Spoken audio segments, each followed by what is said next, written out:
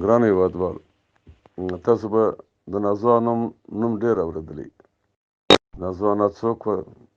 د چا لور وه؟ د چا مېرمن وه؟ د چا مور وه؟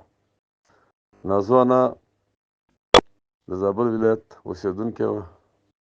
د سلطان ملخي توخي لور وه.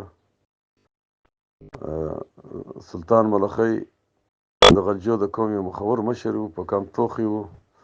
د غزني او تر شاه صفا پورې د ده حکمراني چلېدله. نازو انا په 1651 کال کې په کلات کې وزېږېدله. نازو انا چې کله ستره سوله، بیا د پلار د خوا څخه شاه عالم خان چې د میرویس نیکه پلار و، هغه ته ور واده سوله. د هغه په نکاح سوله.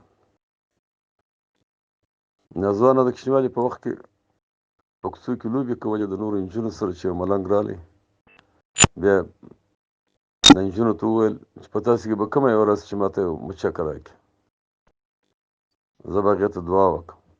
نو بیا نازو انا ور مخته سوله. دغه وخت د کوچنیوالو د کوڅې بازۍ وې. نو بیا ور مخته سوله. ملنګ لاس پورته کړي، دې ته یو دعا وکړه، پر سر یې لاس ورتېر کړي چې الله پاک به تا ته داسې بچی درکړي چې د افغانستان د ازادۍ او سرلوړۍ باعث به وګرځېږي. کله چې نازو انا واده سوله، نو الله پاک دې ته یو بچی ورکړي د میرویس په نامه، چې وروسته بیا د ټول ولس د خوا څخه، د ټول پښتون قام د خوا څخه د میرویس نیکه لقب ورکول سو. یعنې ټولو خپله د نه دي ویل چې زه نیکه یم، تر ننه دی د میرویس نیکه په نامه یادېږي. میرویس نیکه بیا د ایرانیانو څخه خپل د مملکت ازادي ترلاسه کړله. په هغه لاره کې ډېر کړاوونه ولیدله، بیخي ډېر کړاوونه چې په هغو بیا وروسته بحث وکړو.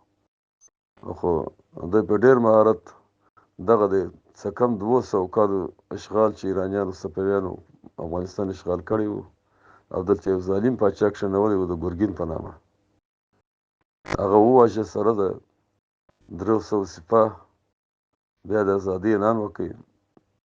د همدغه کندهار څخه د ایران پر لور باندې بیا حرکت وکړ. افغانستان یې په ډېر لږ موده کې د ایرانیانو د اشغال څخه خلاص کړي، او د ایران خاورې د تجاوز لپاره یې ځان آماده کړي چې د ایران خاوره هم خپله کړي.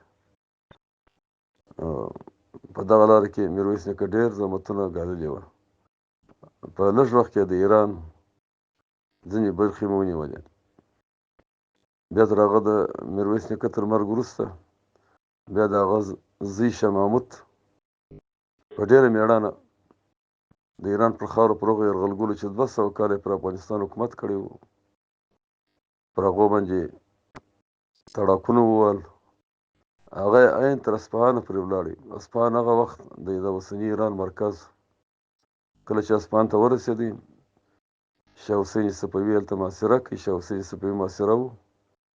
شاه حسین صفوي چې کله دا حالت ولیدی چې په وسه مې نه ده پوره، بیا نو راځي د میرویس نیکه د زوی مشر زوی شاه محمود په پښو کې سر ایږدي او خپل خول رااخلي، د ده پر سر کوي، او د سلامي دپاره یا د تسلیمي دپاره سر ټیټوي، د هغه پر پښو یې ایږدي، تسلیمیږي.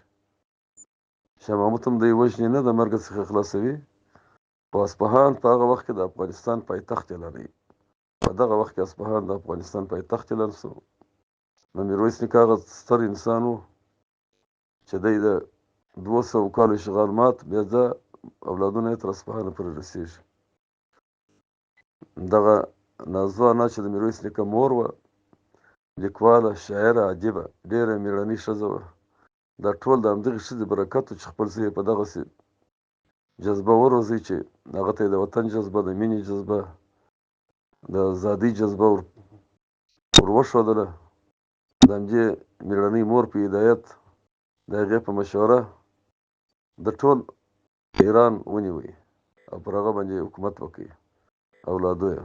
و بالاخره د خپلو بې اتفاقۍ، یعنې چې د دوی خپل په مابینځ کې د میرویس نیکه د زامنو او د عبدالعزیز خان د زامنو په مابینځ کې راغلې، نو بیا د دغه بچي سنه ډېره لنډه شوله. یعنې 46 کاله وتوکو ټوله بچي وکړي، چې په هغه کې 4 پاچاهان تېر شوي دي. اولین پاچا یې میرویس نیکه دی. بیا تش په نوم د 12 ورځو دپاره یو پاچا و چې د ده ورور عبدالعزیز خان، چې هغه غیر قانوني خپل ځان پاچا اعلان کړی و. هغه بیا د میرویس نیکه د اولادې د خوا څخه د نارنج د ماڼۍ لاندې راوغورځېدی او مړ شو. بیا شاه محمود پاچا شو، شاه محمود هم پاچاهي وکړل. تر هغه وروسته بیا د عبدالعزیز خان بل زوی شاه اشرف، هغه د پلار د انتقام د اخیستلو دپاره شاه محمود په قتل ورسوي. د شاه محمود قتل رسېدو سره د هوتکو پاچاهي کمزورې شوله. ایرانیانو بیرته دغه وخت کې یو بل نفر د نادر افشار په نامه پیدا شو، په هغه بیرته حمله وکړه. افغانان یې د ایران څخه بیرته پسې واخیستل، ویې شړل، عین تر کندهاره راورسېدل. شاه اشرف هم د خپل هغه کورني دښمنانو چې دوی درلودله، یا په کورنۍ دښمني درلوده، د هغه په ترڅ کې په قتل ورسېدی.